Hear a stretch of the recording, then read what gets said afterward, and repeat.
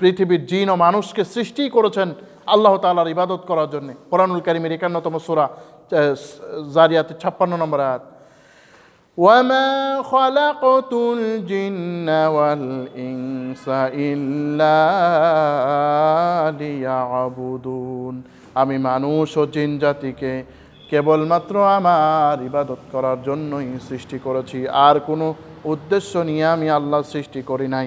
মানুষকে সৃষ্টি করা হচ্ছে ইবাদত করা। এই ইবাদত মানে কি? আসেন ইবাদত মানে কি আমরা দেখি। আমরা মুসলমান যারা, তারা মনে করি ইবাদত মানে হচ্ছে ওই নামাজ পড়া, রোজা রাখা, তসবিহ তাহলিল করা, ধ্যান করা, অমুক করা, তমুক করা। কিন্তু যদি এইগুলোই উদ্দেশ্য থাকতো তাহলে কিন্তু মক্কার মুশরিকরা খেপে যেত না আল্লাহর নবীর উপরে। মক্কার মুশরিকরা ক্ষেপ্ত না আল্লাহর নবীর উপরে।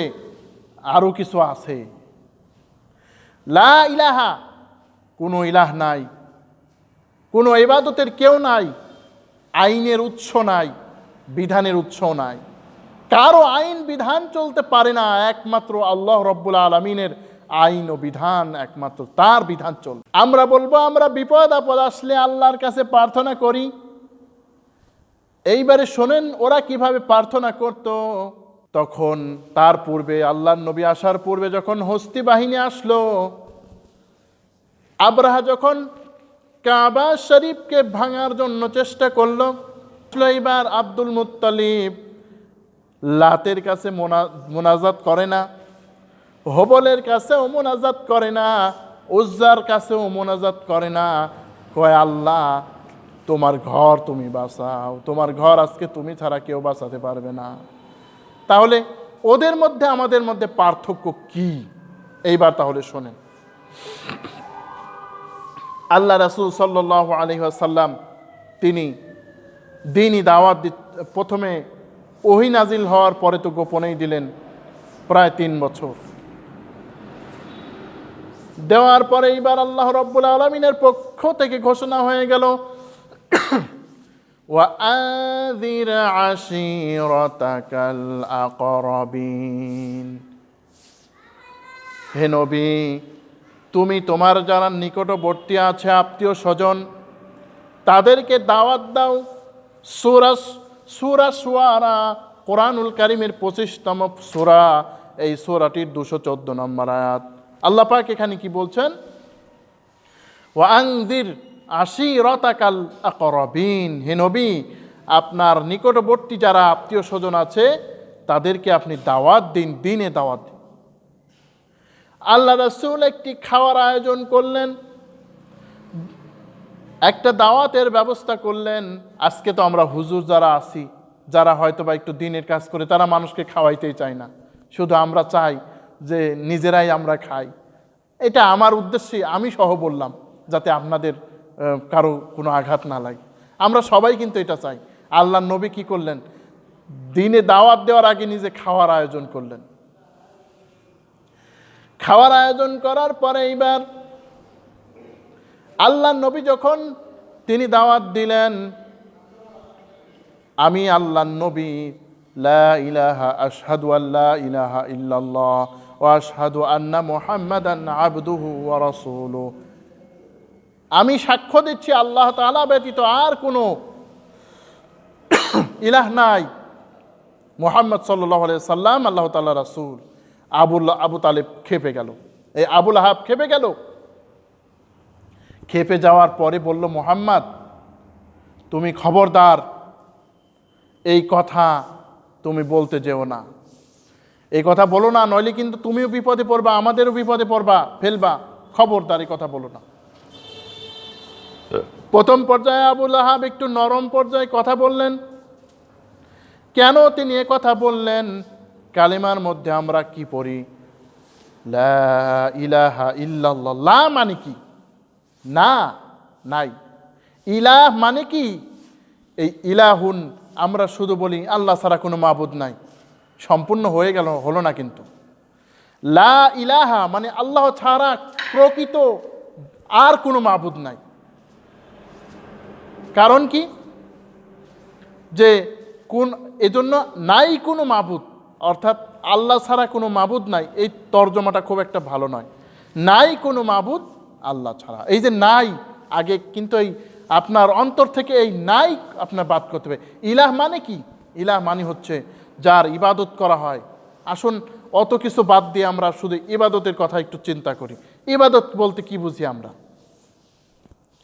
এই ইবাদত বলতে যা বোঝায়, আল্লাহ পাক রব্বুল আলামিন এই পৃথিবীর জিন ও মানুষকে সৃষ্টি করেছেন আল্লাহ তাআলার ইবাদত করার জন্য। কোরআনুল কারীমের 51তম সূরা জারিয়াতে 56 নম্বর আয়াত, ওয়ামা খালাকতুল জিন্না ওয়াল ইনসা ইল্লা লিয়াবুদুন, আমি মানুষ ও জিন জাতিকে কেবলমাত্র আমার ইবাদত করার জন্যই সৃষ্টি করেছি, আর কোনো উদ্দেশ্য নিয়ে আমি আল্লাহ সৃষ্টি করি নাই। মানুষকে সৃষ্টি করা হচ্ছে ইবাদত করা। এই ইবাদত মানে কি? আসেন এই ইবাদত মানে কি আমরা দেখি। আমরা মুসলমান যারা, তারা মনে করি ইবাদত মানে হচ্ছে ওই নামাজ পড়া, রোজা রাখা, তসবিহ তাহলিল করা, ধ্যান করা, অমুক করা, তমুক করা। কিন্তু যদি এইগুলোই উদ্দেশ্য থাকতো, তাহলে কিন্তু মক্কার মুশরিকরা খেপে যেত না আল্লাহর নবীর উপরে। মক্কার মুশরিকরা ক্ষেপ্ত না আল্লাহর নবীর উপরে। আরও কিছু আছে। লা ইলাহা, কোনো ইলাহ নাই, কোনো ইবাদতের কেউ নাই, আইনের উৎস নাই, বিধানের উৎস নাই, কারো আইন বিধান চলতে পারে না, একমাত্র আল্লাহ রব্বুল আলামিনের আইন ও বিধান, একমাত্র তার বিধান চলবে। এই কথা যদি আপনি এখনো বলতে যান, তাহলে কি বিপদ আছে না? কোনো মসজিদের হুজুর যদি এখন জুমায় দাঁড়ায় বলে, দেখেন ভাই, এই যে বিধান আইন, এগুলো খালি আল্লাহ থেকে আসতে হবে, আর কারো আইন বিধান মানা যাবে না। দেখেন মানুষ আপনাকে কি বাহাবা দেয়। ওই হুজুরের মসজিদে টিকে থাকা তো দূরের কথা, মঞ্চে থাকাই অসুবিধা হয়ে যাবে অনেক সময়। তার মানে কি? আমরা ইমান বুঝতে পারছি? ইমান বুঝতে পারি নাই। এই যে ইমান, এই যে আল্লাহর আইন যে মানা, আল্লাহ রাব্বুল আলামিন কোরআনুল কারীমে বলছেন, সূরা আরাফ, কোরআন কারীমের 7 নম্বর সূরা, সূরাটির 54 নম্বর আয়াত, যালিকুমুল্লাহু রাব্বুকুম, আল্লাহ পাক বলেন যে তোমাদের রব হচ্ছেন তিনি, আলা লাহুল খালকু ওয়াল আমর। সূরা আরাফের 54 নম্বর আয়াত আল্লাহ পাক বলেন, শুনে রাখো, সৃষ্টি যার, আর বিধান চলবে তার। একমাত্র আল্লাহর আইন চলতে পারে, আল্লাহর বিধান চলতে পারে, তার আর কোনো বিধান চলতে পারে না। অতএব আপনারা যারা আমাদের এই চ্যানেলে দেখছেন, ভালো করে চিন্তা করে দেখবেন আইন আসলে কার চলবে। আচ্ছা দেখেন, মসজিদ না, আপনার একটা মিল ফ্যাক্টরিতে আপনি মালিকের খুব প্রশংসা করলেন, মালিকের খুব আপনি গুণগান করলেন, আর অন্যজনের আপনি কাজ করে দিচ্ছেন, আপনার মালিক বেতন দেবে? হ্যাঁ, বেতন দেবে না, রাখবেও না। তার মানে কি?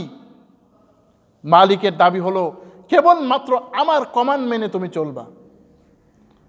সুতরাং এই দুনিয়ায় আমাদেরকে আল্লাহ রাব্বুল আলামিন সব কিছু দিয়েছেন, আল্লাহর বিধান মেনেই আমাদেরকে চলতে হবে, আল্লাহর আইন আমাদেরকে মানতে হবে, আল্লাহর আইনের প্রতিষ্ঠা করার জন্য আমাদের চেষ্টা করতে হবে। এই যে ঈমান, আল্লাহর প্রতি ঈমান, এর মানে কি? আল্লাহ আছেন এটা বিশ্বাস করাই যথেষ্ট না। একটু আগেই তো বললাম যে মক্কার কাফির মুশরিকরা ওই আল্লাহকে বিশ্বাস করত। তাহলে কি হবে? আল্লাহর এই যে আল্লাহকে বিশ্বাস করার কি কি বিশ্বাস করব? আল্লাহ আছেন, এটা তো আছেনই। এরপরে আল্লাহর সিফাতগুলিকে, আল্লাহ যে এক, সব ক্ষেত্রে এক, এটা বিশ্বাস করা, সকল ক্ষেত্রে এক। নামাজের মধ্যে যদি কেউ 4 রাকাত নামাজ বিশিষ্ট নামাজ যদি কেউ 5 রাকাত পড়ে, অথবা তার চাইতে কম 3 রাকাত পড়ে, তাহলে যেমন নামাজ হয় না, অনুরূপভাবে কোনো ব্যক্তি যদি আল্লাহ তসবিহ জপে, কিন্তু সমর্থনটা করে দিল মানব রচিত বিধান যারা চায়, মানুষের বিধান যারা চায় তাদেরকে সমর্থনটা দিয়ে দিল, ওরাও ঠিক ওইভাবে ইমানদার হতে পারবে না, ওরাও কাফের। অতএব এই যে আল্লাহর একত্ববাদ একটা শর্ত। 2 নম্বর হচ্ছে আল্লাহর উলুহিয়াত, আল্লাহর ক্ষমতা। এখানেও আমরা শরিক করি আল্লাহর সাথে। আল্লাহ পাক কি বলেছেন কোরআনুল কারীমের সূরা বাকারার 165 নম্বর আয়াতে, আন্নাল কুওয়াতা লিল্লাহি জামিআ ওয়া আন্নাল্লাহা শাদীদুল আযাব। জেনে রাখো সমস্ত ক্ষমতার উৎস মালিক একমাত্র আল্লাহ। আর আল্লাহ তাআলা বলছেন যে তিনি কঠিন আযাব শাস্তিদানকারী। আজকে আমাদের সমাজে কি করি আমরা দেখেন, যদি কারো সন্তান না হয় তাহলে কি করি, প্রথম পর্যায়ে একটু আল্লাহ বিল্লাহ করি, ডাক্তারও দেখাই, কবিরাজও দেখাই, তারপরেও সন্তান হচ্ছে না, তাহলে কি করতে হবে, যাও অমুক বাবা হুজুরের কেবলার মাজার শরীফ আছে। আসলে মাজার তো শরীফ না, মাজার হচ্ছে শরীর, নিকৃষ্ট স্থান ওটা, যেখানে আল্লাহর সাথে শরীক করা হয়। কিন্তু সব আল্লাহওয়ালাদের দোষ নয়, শাহজালাল রহমতুল্লাহ আলাইহির দোষ নয়, শাহ মখদুম, শাহ পরাণ, এদের কোনো অপরাধ নাই, বরং এদের মাজারকে যারা ব্যবসার একেবারে কেন্দ্রবিন্দুতে তৈরি করেছে, এরা হচ্ছে সবচাইতে দুর্নীতিবাজ।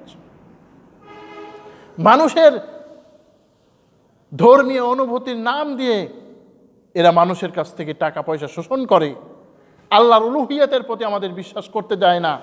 সুতরাং আল্লাহর উলুহিয়াত কেউ কিছু দিতে পারে না, কে দিতে পারে, আল্লাহ তাআলা, এর উপর ঈমান আনতে হবে। এরপরে হচ্ছে আল আসনা ও সিফাত, আল্লাহ তাআলার নামের উপরে আমাদের বিশ্বাস করতে হবে। আল্লাহ নবী সাল্লাল্লাহু আলাইহি ওয়াসাল্লাম বলেছেন যে ইন্না লিল্লাহি তিসউন ওয়া তিসউনা মিয়াতুন ওয়াহিদা, আল্লাহর 100 কম 99টি নাম আছে। মান হাফিজাহা, যেই ব্যক্তি নাকি এই নামগুলির হেফাজত করবে, আদখালাহুল্লাহুল জান্নাহ, আল্লাহ তাকে জান্নাত দান করবেন। সুবহানাল্লাহ। তার মানে কি, এই নাম শুধু জপবেন না, এই নামের অর্থ, এই নামে কি বোঝাতে চাচ্ছেন, আল্লাহর কোন নাম, এগুলো ভালো করে জেনে তারপরে আমাদেরকে কি করতে হবে, আমাদেরকে কিন্তু এই নামের উপর আমল করতে হবে। এরপরে আখিরাতের উপরে বিশ্বাস করা, ঈমান বলতে যা বোঝায়, আখিরাতের উপরে বিশ্বাস করা। আখিরাত মানে কি, এই জীবন আমার শেষ জীবন নয়। আজকে দেখেন আমাদের সমাজে অনেকেই আছেন যারা 500 টাকা তো 200 টাকা হলে নিজেদের সমর্থন বিক্রি করে। এক ব্যক্তি বলছে, বাবা পান টান খাওয়া দরকার, একদম ফাসিক একজন ব্যক্তির পক্ষে ক্যানভাস করতে গেছে, বলে ঠিক আছে তোমার পান খাওয়ার জন্য দেওয়া যাবে। সমর্থনটা ফাসিকের পক্ষে দিয়ে দিল। আশা করি আপনারা বুঝতে পেরেছেন আমি কি বলতে চাই। তাহলে কেমন কথা হলো, আখিরাতের উপরে বিশ্বাস হলো। আখিরাতে যদি আল্লাহ রাব্বুল আলামিন বলেন যে এই বেটা, তুই যে ওই পান খাওয়ার বিনিময়ে একটা সমর্থন, একটা সাপোর্ট, একটা ভোট দিয়ে দিলি অন্য মার্কায়, অন্য কাউকে, তাহলে তোর অবস্থা কি হলো, কি হলো, তুই কি করলি রে, তাহলে কি জবাব হবে? অথচ কোরআনে আল্লাহ কি বলছেন, কোরআনে কারিমের সূরা নিসা 5 নম্বর সূরা 58 নম্বর আয়াত। আমি যে আয়াত নাম্বারগুলি বলবো ইনশাল্লাহ আপনারা খুলে দেখবেন, যদি ভুল হয় কমেন্টে জানাবেন, ইনশাল্লাহ আমরা ঠিক করে নেব। আল্লাহ পাক কি বলছেন, ইন্নাল্লাহা ইয়া'মুরুকুম আন তু'আদ্দুল আমানাতি ইলা আহলিহা, নিঃসন্দেহে আল্লাহ রাব্বুল আলামিন তোমাদের আদেশ করেছেন তার আমানত সমূহকে তার যোগ্য স্থানে হস্তান্তর করার জন্যে। অতএব এই নির্বাচন, ভোট, এগুলো একটা আমানত, যোগ্য স্থানে এগুলোকে দিতে হবে। কিন্তু যাই হোক, এই আখিরাতের উপরে নিশ্চিত বিশ্বাস করা, মওতের পরে কবরে আমাদের কি হবে এর উপরে নিশ্চিত বিশ্বাস করা, এরপরে সিংহায় ফুৎকার দেওয়া সম্পর্কে নিশ্চিত বিশ্বাস করা, এরপরে হিসাব নিকাশ সম্পর্কে নিশ্চিত বিশ্বাস করা। এক কথায় এই জীবন জীবন নয়, আরও এক জীবন আছে, এর উপরে বিশ্বাস করা। এতেই মানুষের জীবন সফল হয়ে যেতে পারে। আয়েশা রাদিয়াল্লাহু তাআলা আনহা বলেন, কোরআনে যদি প্রথম নাজিল হতো মদ হারাম, লোকেরা বলতো আল্লাহর কসম আমরা মদ পান কোনোদিন বাদ দেব না। যদি বলা হতো জুয়া হারাম, মানুষেরা জুয়া করত। কিন্তু আল্লাহ রাব্বুল আলামিন এগুলো না বলে কি বললেন? মুসলসল এই বিষয়গুলি আনলেন। প্রথমে কবরের জীবন, হাসরের জীবন, কিয়ামত, এগুলো জান্নাত জাহান্নাম, যার ফলে মানুষ তৈরি হতো। এই জন্য আখেরাতের ওয়াজ আমাদের করতে হবে, আখেরাতের উপরে নিশ্চিত আমাদের বিশ্বাস করতে হবে। সূরা বাকারার প্রথম 4টি আয়াত অর্থাৎ 4 নম্বর আয়াতে কি আছে? ওয়াল্লাযীনা ইউমিনুনা বিমা উনজিলা ইলাইকা ওয়া মা উনজিলা মিন ক্বাবলিক ওয়া বিল আখিরাতি হুম ইউকিনুন। যারা বিশ্বাস করে তোমার উপরে যা নাজিল হয়েছে তার প্রতি, আর তোমার পূর্বে যা নাজিল হয়েছে তার প্রতি, আর যারা আখিরাতের উপরে নিশ্চিত বিশ্বাস করে। সুতরাং নিশ্চিত বিশ্বাস করতে হবে। এরপরে হচ্ছে ফেরেশতাগুলোর উপর, ফেরেশতার উপরেও আমাদের বিশ্বাস করতে হবে যে ফেরেশতা আছেন 4 জন, বিশেষ করে যে ফেরেশতাদের নাম আমরা জানি, যে মালাকুল মাউত, জিবরাইল, ইসরাফিল, মিকাইল। আমরা যে আজরাইল বলি, এই আজরাইলটা আসলে কোরআন হাদিসের কোথাও নাই, কিন্তু এটি অনেক ইসরাইলি রেওয়ায়াতে আছে। কোরআনে কারিমে আছে মালাকুল মাউত। এই মালাকুল মাউতের পরে আমাদের ঈমান আনতে হবে। এরপরে ঈমান আনতে হবে কিতাবের উপরে, অন্যান্য যে কিতাব নাজিল করা হয়েছে এই কিতাবের উপরেও যেমন ঈমান আনতে হবে। বিশেষ করে খাস করে কোরআনে কারিম যা নাজিল হয়েছে মনে রাখতে হবে, মনে করতে হবে কোরআনে কারিম সবচাইতে উত্তম কিতাব। কোরআনে কারিমের সব বিষয় আল্লাহ তাআলা বর্ণনা করে দিয়েছেন কোরআনুল কারিমে। সূরা নাহল 17 নম্বর আয়াত, 17 নম্বর সূরা 89 নম্বর আয়াত, ওয়ানাজ্জালনা আলাইকাল কিতাবা তিবয়ানান লিকুল্লি শাইইন ওয়া হুদাও ওয়া রাহমাতাও ওয়া বুশরা লিল মুসলিমিন। আমি এই কিতাবের মধ্যে সব কিছু বর্ণনা করে দিয়েছি, আর হেদায়েত ও রহমত মুসলিমদের, যারা মুসলমান তাদের জন্য সুসংবাদ। অতএব কোরআনে সব আছে, কি নাই এই কোরআনে? হত্যার বিচার আছে কোরআনে কারিমে, তারপরে চুরি করলে কি হবে তা আছে, তারপরে জেনা করলে কি শাস্তি হবে তা আছে, মানুষকে কিভাবে ভালোবাসতে হবে তা আছে, গরিব মানুষকে কিভাবে বাঁচাতে হবে তা আছে, তারপরে আপনার কি নাই এ কোরআনে। এজন্য কোরআনের বিধান যদি দেশে কায়েম হয়, পৃথিবীতে কায়েম হয়, মানুষ সুখী হবে। সুবহানাল্লাহ। হযরতে আদি ইবনে হাতেম রাদিয়াল্লাহু তাআলা আনহু, তিনি আসলেন আল্লাহ নবীর কাছে আসলেন। ইতিমধ্যে একজন দরিদ্র ব্যক্তি এসে তার অভাব অভিযোগ আল্লাহ নবীর কাছে পেশ করল। আল্লাহ রাসূল আদি ইবনে হাতেম তাই রাদিয়াল্লাহু তাআলা আনহুকে বললেন, আদি তুমি কিন্তু হতাশ হয়ো না যে এই গরিব মুসলমানরা কি করবে। ও আদি, মনে রাখো একদিন আমার উম্মতের মধ্যে এমন অবস্থা হবে যে সে জাকাতের মাল সে সাদাসাদি করে বেড়াবে, কিন্তু জাকাতের মাল নেওয়ার কোনো লোক থাকবে না। সুবহানাল্লাহ। কোরআনের শাসন এরকম আসছিল, তো আবার আসতে পারে কোরআনের শাসন যদি আল্লাহ তৌফিক দান করে দেন। অতএব জীবন ফুরিয়ে যদি একবার, জীবন ফুরিয়ে জানি একবার, মরণ আসে দেখে যেন যেতে পারি কোরআনের রাজ। দয়াময় গো তুমি দয়াময়, রেখো এ মিনতি, জিন্দা করো কোনো ইসলামী সমাজ, দেখে যেন যেতে পারি কোরআনের রাজ। খোদা দেখে যেন যেতে পারি কোরআনের রাজ। আমরা এটাই চাই যে আল্লাহ রাব্বুল আলামিন যেন কোরআনকে আমাদের সংবিধান হিসেবে তৈরি করা, আমাদেরকে যেন সংবিধান হিসেবে দান করেন। আমরা যাতে অন্তত দেখতে পারি যে পৃথিবীর এই যে মানুষ, আমাদের দেশেই আজকে বলেন কোনো মানুষ বাইরে যেতে পারেন, আল্লাহ যেন তৌফিক দান করেন। এরপরে তাকদীরের উপরে ঈমান আনতে হবে। এই ঈমান, তাকদীরের উপরে ঈমান, আমার ভাগ্যে যদি অনিষ্ট থাকে কেউ এর মুক্তি দিতে পারবে না। কে দিতে পারবেন? আল্লাহ রাব্বুল আলামিন। وَإِن يَمْسَسْكَ اللَّهُ بِضُرٍّ فَلَا كَاشِفَ لَهُ إِلَّا هُوَ وَإِن يَمْسَسْكَ بِخَيْرٍ فَهُوَ عَلَى كُلِّ شَيْءٍ قَدِيرٌ।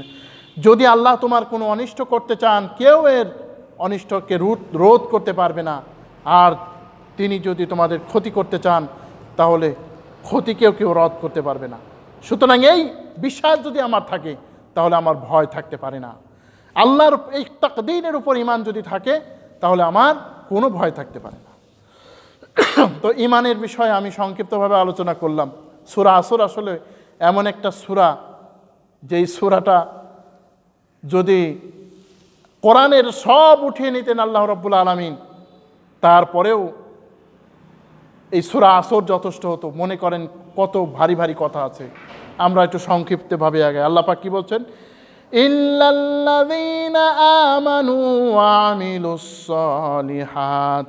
এক নম্বরে তারা ঈমান আনবে, দুই নম্বরে তারা নেক আমল করবে। নেক আমল করবে। আমরা কিন্তু সবাই আল্লাহর সাথে দেখা করতে চাই, তাই না? সবাই চাই। আল্লাহ পাক বলেন, ফামা কানা ইয়ারজু লিকা রাব্বিহি ফালইআমাল আমালান সালিহা ওয়ালা ইউশরিক বিইবাদাতি রাব্বিহি আহাদা। অতঃপর যেই ব্যক্তি নেক কাজ করবে, ফামান কানা ইয়ারজু লিকা রাব্বিহি, যেই ব্যক্তি তার রবের সাথে সাক্ষাৎ প্রত্যাশা করবে, সে যেন নেক কাজ করে এবং আল্লাহর, তার রবের ইবাদতে কাউকে শরীক স্থাপন না করে।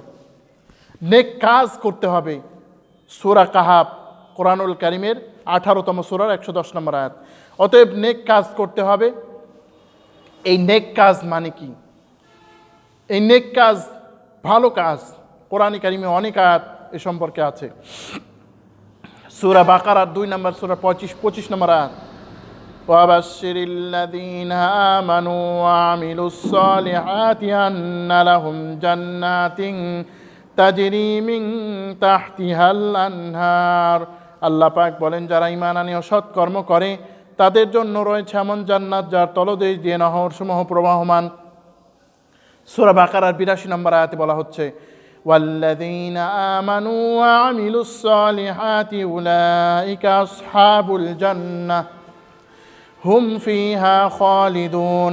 যারা ঈমান আনে ও সৎকর্ম করে তারা হচ্ছে জান্নাতের অধিবাসী, সেখানে তারা চিরস্থায়ীভাবে অবস্থান করবে।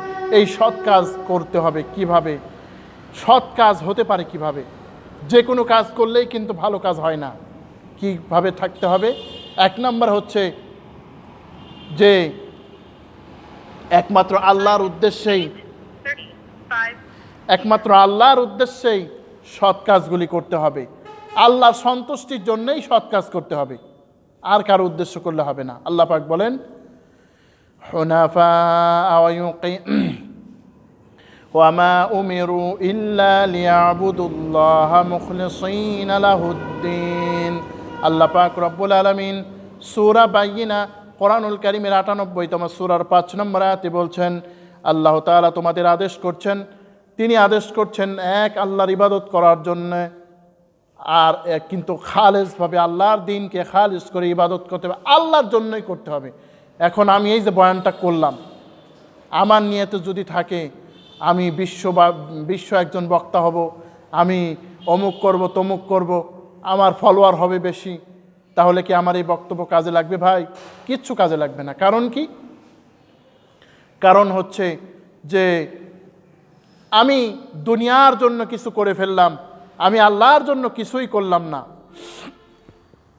সুতরাং এই আল্লাহর জন্য আমাদের কিছু করার অভ্যাস আমাদের করে তুলতে হবে, একমাত্র আল্লাহর জন্য। কারণ সৃষ্টি করেছেন আল্লাহর, কার জন্য করব? হযরতে আবু হুরায়রা রাদিয়াল্লাহু তাআলা আনহুর কাছে একজন ব্যক্তি এসে বললেন, আপনি আমাকে একটি হাদিস শোনান। তিনি বললেন যে রাসূলুল্লাহ সাল্লাল্লাহু আলাইহি ওয়াসাল্লাম বলেছেন, কিয়ামতের দিন একজন আলেম কারিকে ডেকে বলা হবে, দুনিয়ায় আমি তোমাকে অনেক সুন্দর সুন্দর কণ্ঠ দান করেছিলাম, বলো এই কণ্ঠের তুমি কি শুকরিয়া আদায় করেছো? ওই কারিটি বলবে, আল্লাহ তোমার শুকরিয়া তো আদায় আমি করেছি, তোমার কোরআন তেলাওয়াত করেছি, তোমার দ্বীনের দাওয়াতি কাজ করেছি, ইন্টারনেটে কাজ করেছি আল্লাহ তোমার জন্যে। ওই সময় তো ইন্টারনেট নাই, আল্লাহ নবী এইসব বলেন নাই অবশ্য। আল্লাহ রাসূল সাল্লাল্লাহু আলাইহি ওয়াসাল্লাম বলবেন, আল্লাহ বলবেন তুমি এজন্য এই কাজ করেছ যাতে তোমার অনেক ফলোয়ার হয়, তোমাকে মানুষ একজন তাই বলে দুনিয়া পাও। দুনিয়ায় তো তা তোমাকে বলা হলো, এখন আমার কাছে তোমার কোনো অংশ নাই, এখন তুমি জাহান্নামে যাও। তাকে উল্টো করে জাহান্নামের দিকে নিয়ে যাওয়া হবে। দ্বিতীয় ব্যক্তি হলো একজন যে দানশীল, দান করত, বলবে, হে ওই ব্যক্তি, তোমাকে তো আমি অনেক টাকা দিয়েছিলাম, পয়সা দিয়েছিলাম, জমি দিয়েছিলাম, কি করেছো? বলবে, আল্লাহ আমি এজন্য দান করেছি যে তোমার সন্তুষ্টির জন্যে। বলবে না, তুমি দান করেছো এজন্য তুমি সভাপতি হয়ে গিয়েছো, সেক্রেটারি হয়ে গিয়েছো, এজন্য মসজিদের মধ্যে কোন হুজুর আবার ইসলামের রাজনীতির কথা বলে তাকে ঠ্যাঙানোর জন্যে তুমি এজন্য করেছো, তোমার অনেক নাম হবে। দুনিয়ায় তুমি এই কাজ করেছো, অনেক আলেমদেরকেই তুমি কষ্ট দিয়েছো, হক কথা বলতে দাও নাই, তোমার অনেক নাম হয়েছে, আজ তোমার কোনো অংশ নাই, তোমাকে জাহান্নামের উল্টা দিক থেকে তোমাকে ফেলে দেওয়া হবে। তৃতীয় ব্যক্তি ওই মুজাহিদ, বলবে, হে মুজাহিদ, তুমি আল্লাহর উদ্দেশ্যে কি কাজ করেছো বলো? তখন বলা হবে, আল্লাহ আমি তোমার দিন কায়েমের জন্য চেষ্টা করেছি, ক্ষুধা দারিদ্র সব কিছু চেষ্টা করেছি আল্লাহ, এরপর তোমার সন্তুষ্টির জন্যে আমি শহীদ হয়েছি। বলবে না, তুমি এজন্য করো নাই, তুমি এজন্য করেছো যে লোকেরা তোমাকে শহীদ বলবে, বীর উত্তম বলবে, বীর প্রতীক বলবে, বীর শ্রেষ্ঠ বলবে, এজন্য করেছো। দুনিয়ায় তোমাকে বলা হলো আজকে তুমি জাহান্নামে চলে যাও। সুতরাং আজকে তুমি জাহান্নামে চলে যাও। এজন্য আল্লাহর উদ্দেশ্যে আমাদেরকে সৎ কাজগুলি করতে হবে। 2 নম্বরে হচ্ছে যে এই সৎ কাজগুলি করতে হবে রাসূলের তরিকায়। আমার তরিকায় ইবাদত করলে হবে না। আল্লাহ পাক রব্বুল আলামিন বলেন, قُلْ إِن كُنتُمْ تُحِبُّونَ اللَّهَ فَاتَّبِعُونِي يُحْبِبْكُمُ اللَّهُ وَيَغْفِرْ لَكُمْ ذُنُوبَكُمْ وَاللَّهُ غَفُورٌ رَحِيمٌ। হে নবী, আপনি বলুন, ইন কুনতুম তুহিব্বুনা আল্লাহ, যদি তোমরা আল্লাহকে ভালোবাসতে চাও তাহলে আমি নবীর অনুসরণ করো, তাহলে আল্লাহ তোমাদের ক্ষমা করবেন। আচ্ছা, তুমি বলো, ইন কুনতুম তুহিব্বুনা আল্লাহ, তোমরা যদি আল্লাহকে ভালোবাসতে চাও তাহলে আমি নবীকে ভালোবাসো, তাহলে আল্লাহ তোমাদেরকে ভালোবাসবেন, তোমাদের গুনাহসমূহ আল্লাহ মাফ করবেন, আল্লাহ ক্ষমাশীল দয়ালু। সুতরাং কাজ করতে হবে আল্লাহর সন্তুষ্টির জন্য আর নবীর তরিকা। নবীর তরিকা বাদ দিয়ে যদি কেউ ভালো কাজ করতে চায় হবে না। এই জন্য বেদাতের আশ্রয় নেওয়া যাবে না। আল্লাহ নবী সাল্লাল্লাহু আলাইহি ওয়াসাল্লাম বলছেন, عن عائشة رضي الله تعالى عنها أن قالت قال رسول الله صلى الله عليه وسلم من أحدث في أمرنا هذا যেই ব্যক্তি নতুন কোনো কাজ করলো মান আমিলা আমালান লাইসা আলাইহি আমরুনা যেই ব্যক্তি নাকি নতুন কোনো কাজ করলো যা আমরা করি নাই ফাহুয়া রাদ্দুন সেটা অবশ্যই প্রত্যাখ্যিত হবে। সুতরাং এই বিদআত মূল্য এই সমস্ত কাজ আমাদের করা থেকে বিরত থাকতে হবে। এই বিদআত নিয়ে ইনশাআল্লাহ আরও একদিন কথা বলবো। এরপর আল্লাহ পাক রব্বুল আলামিন বলছেন 3 নম্বর গুণ ওয়া তাওয়াসাউ বিল হক, সত্যের দিকে আহ্বান করা, সত্যের দিকে আহ্বান করা, সত্যের দিকে ওসিয়ত করা। এদিকেই তো আমরা কাবু হয়ে যাই। হায় হায়, সত্যের দিকে কথা বললেই তো বিপদ। আল্লাহ নবী সাল্লাল্লাহু আলাইহি ওয়াসাল্লাম যদি মনে করতেন যে আমি শুধু মিষ্টি মিষ্টি সুন্নতগুলি বর্ণনা করব, দাড়ি রাখা সুন্নত, তারপরে মিষ্টি খাওয়া সুন্নত, যদিও মিষ্টি খাওয়া সুন্নত আল্লাহ ভালো জানে কোথায় আছে, মিষ্টি খাওয়া সুন্নত, তারপরে আপনার অমুক কাজ করা সুন্নত, অজুর পরে বিসমিল্লাহ পড়া সুন্নত, এগুলোও শুধু বর্ণনা করব, তাহলে কিন্তু আবুল আহাব আবু জেহেবুল্লাহ অত ক্ষেপ্ত না। অতএব সুন্নাত নয় শুধু দাওয়াতের মেহমান, সুন্নাত নয় শুধু খাওয়া শেষে মধুপান, আরো কিছু সুন্নাত আছে তুমি জানো কি, জানলেও জীবনে কখনো তা মানো কি। আরও যে সুন্নতগুলি আছে ওইগুলির কথা তো আমরা বলতে চাই না, এড়িয়ে যায়। সুন্নতের একটা সুন্নত হচ্ছে আল্লাহর দ্বীনকে কায়েম করার জন্য প্রচেষ্টা চালানো, ওইদিকে তো আমরা যেতেই চাই না। ওইদিকে যদি যাই, কেউ বলে যে ঠিক আছে ভাই, আমরা নিজেদের পরিবারের দিন কায়েম করব, আমরা নিজেদের ভিতরে দিন কায়েম করব, আমরা নিজেদের অবস্থায় দিন কায়েম করব, ওগুলোর দরকার আছে নাকি? ওগুলো অনেক বড় রাষ্ট্রনেতাদের কাজ, আমরা শুধুমাত্র নিজেদের দিন সমাজে দিন কায়েম করব। যদি তাই হতো, নিজেদের ভিতরে দিন কায়েম করে যদি হতো, আল্লাহ নবী সাল্লাল্লাহু আলাইহি ওয়াসাল্লামের চাইতে বড় পরিবারের কর্তা আর কেউ ছিলেন দুনিয়ায়? কেমন পরিবারের কর্তা তিনি ছিলেন। একদিন হজরত হাসান এবং হজরত হুসাইন রাদিয়াল্লাহু তাআলা আনহু তিনি আল্লাহ নবীর সিজদা দেওয়া অবস্থায় উঠে গেছেন। ওঠার পরে এবার আল্লাহ নবী একটু দেরি করলেন যাতে তার একটু শান্তিতে থাকতে পারে। এরপর আল্লাহ নবী উঠলেন, সে ওঠার পরে তিনি উঠলেন। আল্লাহ নবীর মতো পরিবার আমরা কেউ চালাতে পারবো? আজকে আমরা প্রতি অংশেই পরিবারের সাথে জুলুম করি, অথচ মা আয়েশা সিদ্দিকা রাদিয়াল্লাহু তাআলা আনহু বলেছেন, মা দরাবা রাসূলুল্লাহ সাল্লাল্লাহু আলাইহি ওয়াসাল্লাম, আল্লাহ নবী কখনো আঘাত করেন নাই কোনো স্ত্রীকে, কোনো খাদেমকে।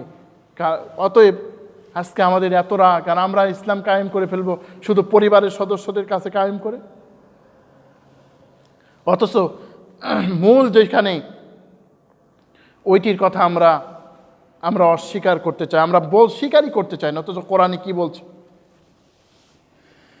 ওয়ালতাকুম মিনকুম উম্মাতুন ইয়াদউনা ইলাল খায়রি ওয়া ইয়া'মুরুনা বিল মা'রুফি ওয়া ইয়ানহাউনা আনিল মুনকার ওয়া উলাইকা হুমুল মুফলিহুন।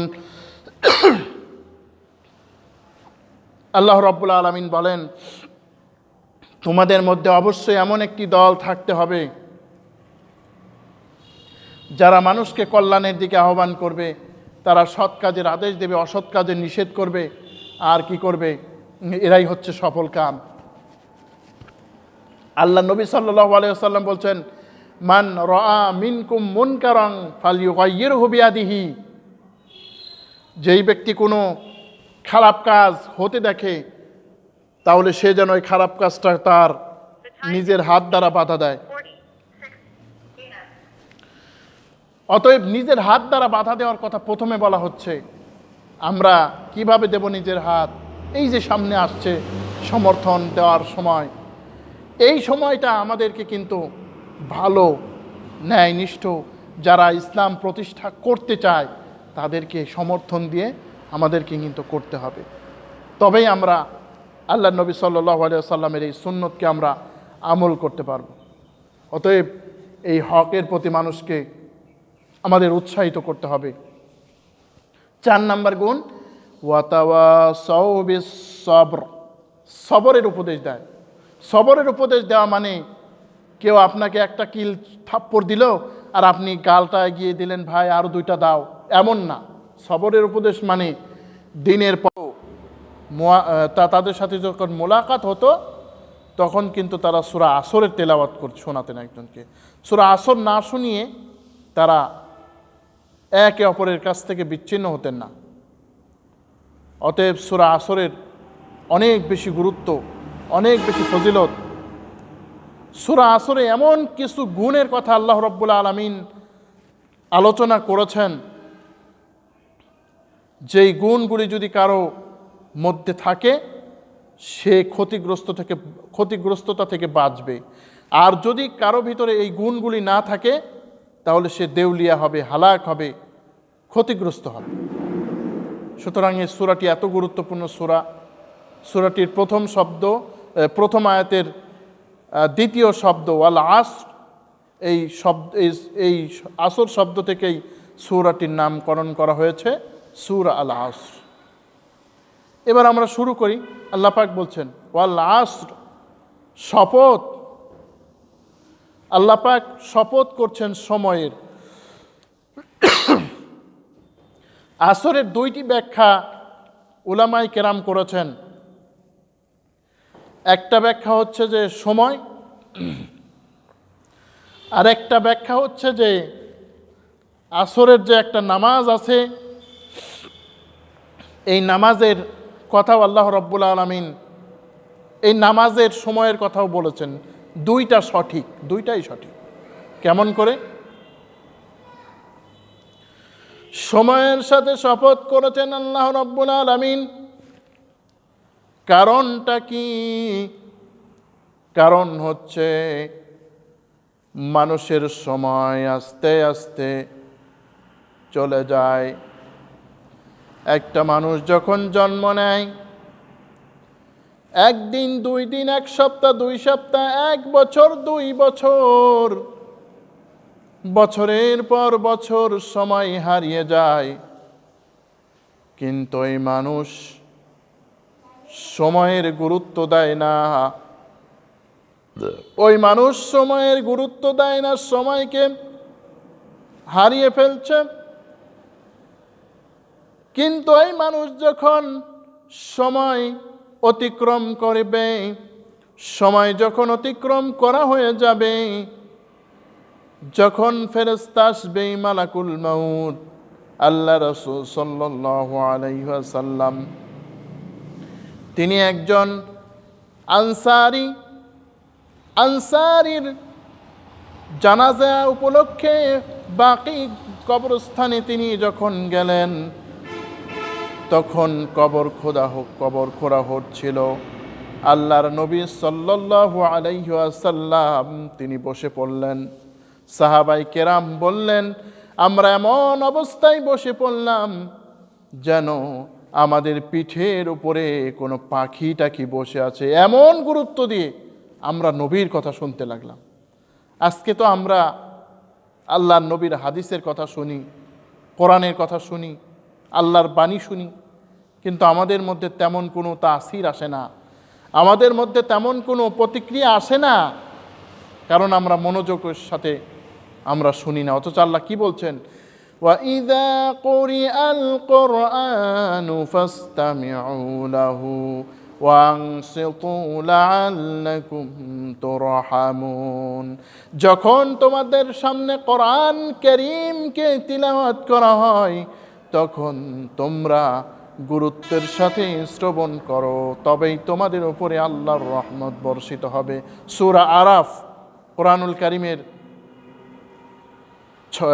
কোরআন কারীমের 7 নম্বর সূরাটির 204 নম্বর আয়াত। আল্লাহ পাক এখানে কি বলছেন? যখন তোমরা কোরআন কারীমের আয়াতকে যখন তোমরা শোনো, তখন কি করো? চুপ থাকো, শুনতে থাকো, রহমত তোমাদের উপরে বর্ষিত হবে। যাই হোক, আল্লাহর নবীর সাহাবীরা আল্লাহর নবীর পাশে এরকমভাবে বসলেন।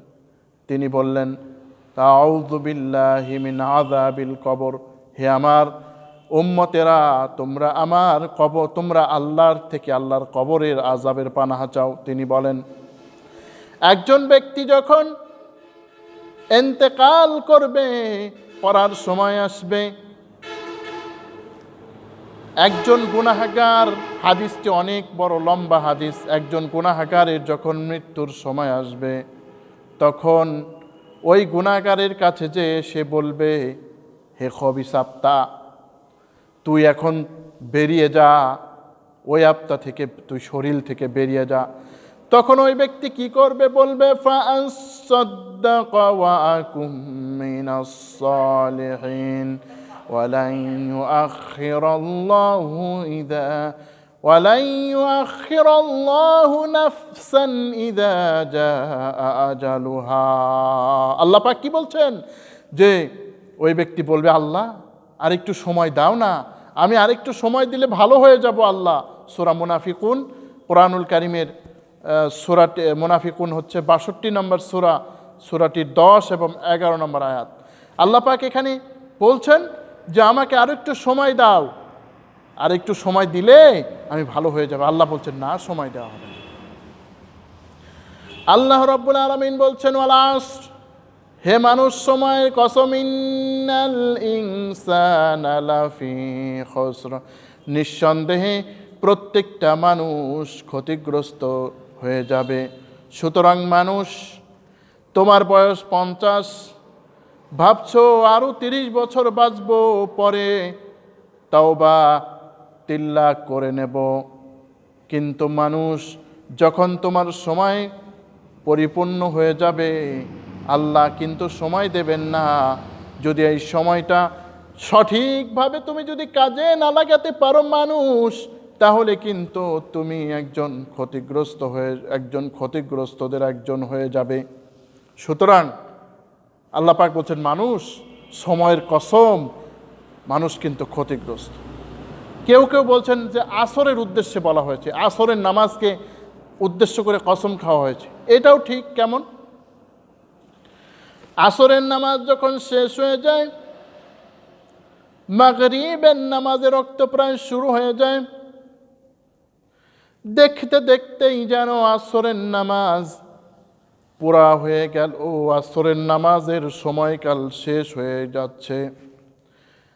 আল্লাহ পাক বলেন, বান্দারে, আসরের নামাজ যেমন তাড়াতাড়ি, আসরের পরে যেমন মাগরিব এসে যায়, বান্দা তুমিও একটু খেয়াল করো, বান্দারে, আসরের পরেই কিন্তু মাগরিব যেমন আসে, তোমার জীবন কিন্তু বিনাশ হয়ে যাবে বান্দা।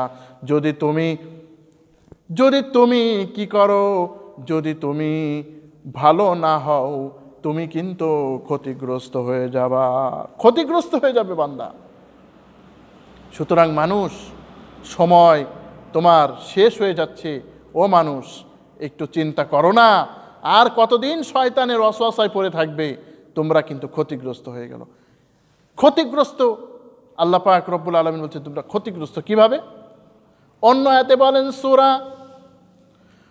সূরা জুমার, কোরআনুল কারীমের এটি একটি সূরা, 39তম সূরা। এই সূরাটির 65 নম্বর আয়াতে আল্লাহ রব্বুল আলামিন বলেন, ওয়ালাকাদ উহিয়া ইলাইকা ওয়া ইলাল্লাযীনা মিন ক্বাবলিক লাইন আশরাকতা লায়াহবাতান্না আমালুকা ওয়া লাতাকুনান্না মিনাল খাসিরিন। ওয়ালাকাদ উহিয়া ইলাইকা, হে নবী, আমি আপনার উপরে ওহী করছি, আপনার পূর্বে যাদের প্রতি ওহী করা হয়েছিল, যদি তুমি আল্লাহর সাথে কাউকে শরীক স্থাপন করতে, অবশ্যই তুমি ক্ষতিগ্রস্ত হয়ে যাবে। অর্থাৎ আল্লাহর যদি কেউ শরীক করতে করতে জীবনটা শেষ করে ফেলে, তাহলে সবচেয়ে বড় ক্ষতিগ্রস্ত হয়ে যাবে। জীবন চলে গেল, কিন্তু পরিবারের সদস্যদেরকে ঠিক মতো আনার জন্য চেষ্টা করলো না।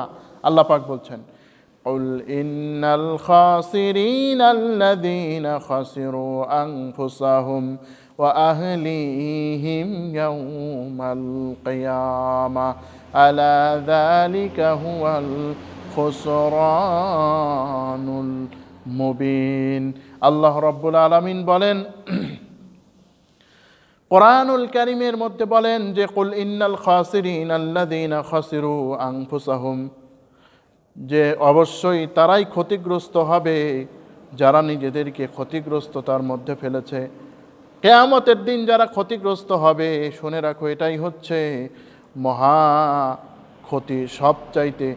সবচাইতে বড় ক্ষতি হচ্ছে এটাই, যারা নাকি কিয়ামতের দিন ক্ষতিগ্রস্ত হবে। সুতরাং আমরা যেন ক্ষতি থেকে বাঁচতে পারি। আল্লাহ পাক এখানে খুসরুন শব্দটি ব্যবহার করছেন। খুসরুন আর নুকসুন দুইটা শব্দ। নকসান বলা হয়, আমরাও বলি, বাংলায় বলি লোকসান, আসলে যে আরবি শব্দ থেকেই। নকসান বলা হয় হলো, আপনি মনে করেন 10 মণ চাউল নিয়ে বসেছেন, 10 মণ চাউল সারাদিন আপনার বিক্রি হলো, কিন্তু কোনো লস হলো না, কিন্তু লাভও হলো না, আপনার পরিশ্রমটা ব্যর্থ, অর্থাৎ আপনি কিছু পেলেন না, কিন্তু টাকাটা আসলো। আর খুসরুন বলা হয় ওই ক্ষতিকে, যেই ক্ষতি 10 মণ চাল নিয়ে তো বসেছে, কিন্তু তার 10 মণ চাউলও ছিনতাই হয়ে গেছে, আর দেখা গেল যে তার সবই, পুঁজিও শেষ, সবই শেষ, আমও শেষ, সালাও শেষ। একে বলা হয় হলো খুসরুন। কারা বাঁচবে ক্ষতিগ্রস্ত থেকে? যদি 4টা কাজ করতে পারি, ক্ষতি থেকে বাঁচব। ইল্লাল্লাযীনা আমানু ওয়া আমিলুস সালিহাতি ওয়া তাওয়াসাউ বিল হাক্কি ওয়া তাওয়াসাউ বিস সাবর। যদি ঈমান আনে কেউ, সৎ কর্ম করে, পরস্পরকে হক এবং ধৈর্যের পথে আহ্বান করে। আল্লাহ পাক এখানে বলছেন ইল্লাল্লাযীনা আমানু, যারা ঈমান আনবে। 1 নম্বরে মোট 4টি কাজই বলবো ইনশাল্লাহ। প্রথমে আমরা দেখি ইল্লাল্লাযীনা আমানু, যারা নাকি ঈমান আনে। ঈমান কাকে বলে? ঈমান অর্থ তো বিশ্বাস, আমরা শুধু জানি, কিন্তু ঈমান, বিশ্বাসটা কি করব আমরা? বিশ্বাসটা কাকে করব? আমরা মনে করি যে আল্লাহর উপরে বিশ্বাস করছি, ঈমান আনছি, এতেই আমাদের সব হয়ে গেছে, আর কি লাগবে? কিচ্ছু লাগবে না। কিন্তু মনে রাখতে হবে, যারা মক্কার, যারা কুফফার ছিল, যারা কাফির ছিল, তারাও কিন্তু আল্লাহর উপরে ঈমান আনতো। এই আলোচনাটি আমি সংক্ষিপ্তভাবে একবার করেছিলাম, আজকে একটু করি, আরও একটু করি, যাতে আপনাদের উপকার হয়। আমরা মনে করি আমরা আল্লাহতে বিশ্বাস করি, এজন্য আমরা ঈমানদার, পাক্কা ঈমানদার। আমাদের মধ্যে অনেকেই আমরা মনে করি আমরা নামাজ না পড়লে কি হবে, আমাদের ঈমান তো ঠিক আছে। আল্লাহ পাক বলেন, ওয়া মিনান নাসি মান ইয়াকুলু আমান্না বিল্লাহি ওয়া বিল ইয়াউমিল আখির ওয়া মা হুম বিমুমিনিন। আল্লাহ পাক বলেন, মানুষের মধ্যে কিছু মানুষ এমন রয়েছে যারা আল্লাহ এবং পরকালের উপরে বিশ্বাস করে। আসল কথা হচ্ছে, আল্লাহ পাক বলেন, ওয়া মা হুম বিমুমিনিন, ওরা ঈমানদার না। আল্লাহ পাক রব্বুল আলামিন বলছেন ওরা ঈমানদার নয়। তাহলে তার মানে কি? কারণ এই যে আল্লাহ বিশ্বাস, মক্কার আবু জেহেল, আবুল আহাব, উতবা, সাইবা, ওয়ালিদ ইবনে মুগীরা, নজর ইবনে হারেস, উকবা ইবনে আবি মুঈজ, তারপরে আরও যারা কাফির ছিল, তারাও বিশ্বাস করত। কেমন বিশ্বাস করতো জানেন? শোনেন তাহলে। সূরা আল আহজাব, সূরা যুখরুফ, কোরআনুল কারীমের 43তম সূরা।